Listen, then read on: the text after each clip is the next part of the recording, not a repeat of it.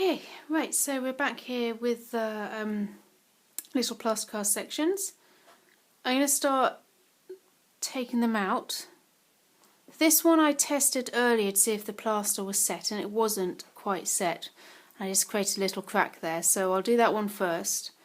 With the silicone moulds, they do just pop out. And if I just peel this off slowly, this one's got the crack. You can see that was just the lino.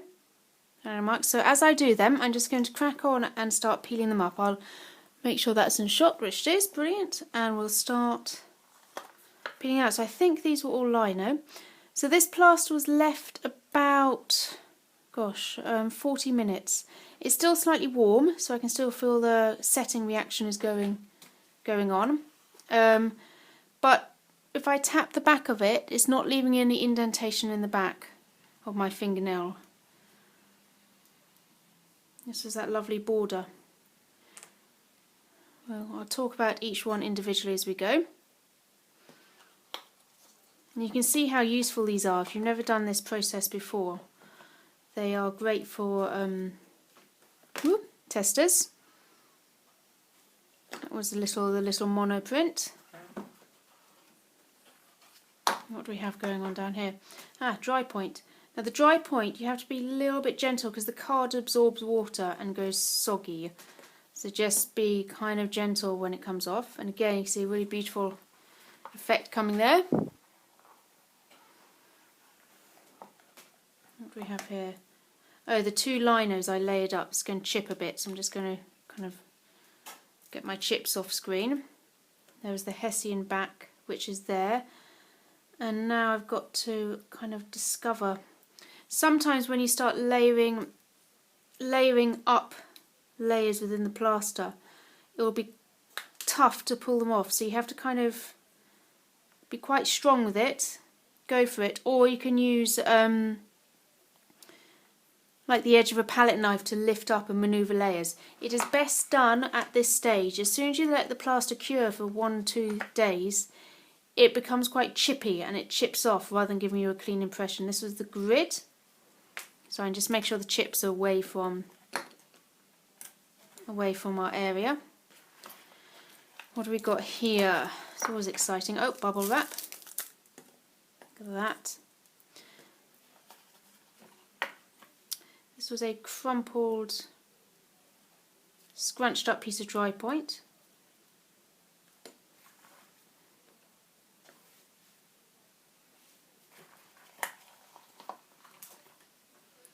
This was, you can see a big amount of plaster has leaked underneath there. It's okay, I'm just going to quite ruthless and chip away outside of that. Oh, this was the layered, where I layered 1 and 2 bits of dry point together. I'm going to try and get that one. I'm going to use an awl and just kind of find it. There we go. So you can just obviously be careful of your fingers if you're using this technique, or put a cutting mat down and then you can really push into it. I'll just leave those there. And the way this works, as the plaster dries, well, the theory I think, I mean this isn't exactly a common printmaking method. That was just a piece. As the plaster dries, it contracts, and I think it's the contraction that picks up the marks from the. I'm just trying to tell if that's actually got a. That looks like. Sorry, I was just looking in better light to see if that hasn't. It's interesting. That hasn't picked up anything really, because that was quite heavily inked. But there we go. As the plaster contracts, it picks up the ink. That's my theories. So if you take these out too early, they don't actually have any ink on them. You've got to leave them in for half an hour, 40 minutes. Okay. There we go. So you can see a really incredible array of marks you can create. The ones, obviously the lino is kind of self-explanatory. It's very graphic. But what you get is you get the undulations where these are the actual cut, the gouge marks, but they're now raised up because obviously the plaster was sitting in them. So you get wonderful texture. This was the lino with sandpaper. So you do get the plaster's obviously seeped a bit and squashed the ink, but you do get some interesting textures going on. This one's interesting, which is rather beautiful. You get, this was the lino border, just this little guy here, but obviously because it was smaller you get a really nice, and this one I've got some quite dramatic shadowing, lighting going on here, so you can see this. You can see that the shadow, you see here the depth there. It has a depth, and it has, the plaster has something else which you don't really get with paper. This was the inked up lino, and then I just removed some areas. You can use obviously a rag to remove ink. If you know about monoprint, then this has a real potential. This is the basic dry point. Whoop. It's worked really nicely. Very crisp lines. Very beautiful. Again, here's another good one for the lighting, for the shadows. You can see the depth going on with the 2 layers of lino, which adds a whole new element to your printmaking. Very exciting. The metal grid is just very satisfying. Again with the bubble wrap, just straight up impression. Again, here's an undulating one. This was the dry point that was scrunched up. You can see the depths that are going on because the paper itself was not level. So you can really have a real play with that. And again, likewise, where 2 dry points are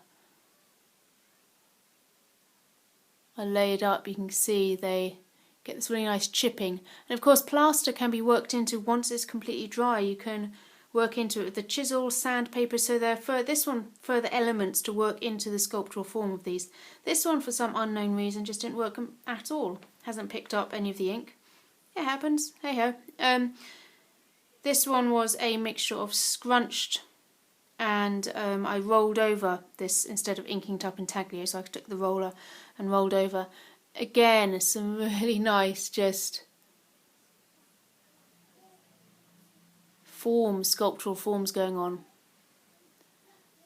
And obviously, printmaking terms, this isn't a sense of creating an addition, but it is creating, you have a printing plate, in this case the lino or this, and you take an impression from the plate, which was in this case just happened to be plaster rather than paper. So in my mind this is totally printmaking. It's also using printmaking techniques. In the next videos, as we develop this more, we're going to actually look at how to create a unified work, so to speak, combining the lino, the dry point, the monoprint, the bubble wrap, all these things, combining them within the same work. So you get a real shift of sort of sculptural forms and depths, and you really work with the plaster for that effect. So this is how it is at the moment, which is absolutely brilliant. I mean, they've worked really, really well. What I'm going to do now is I'm just going to pause this video, and I'm going to disconnect the camera from its tripod, and I'll start doing some handheld camera action really close up so you get a really good idea. So it'll just be a 3-minute video. I hope that's fun. These can now be left to dry. The oil-based ink on top will take a while to dry, just as oil-based ink on paper. But there were no dryers added or any of that, so just it needs a decent amount of time. Brilliant, and have a lovely evening.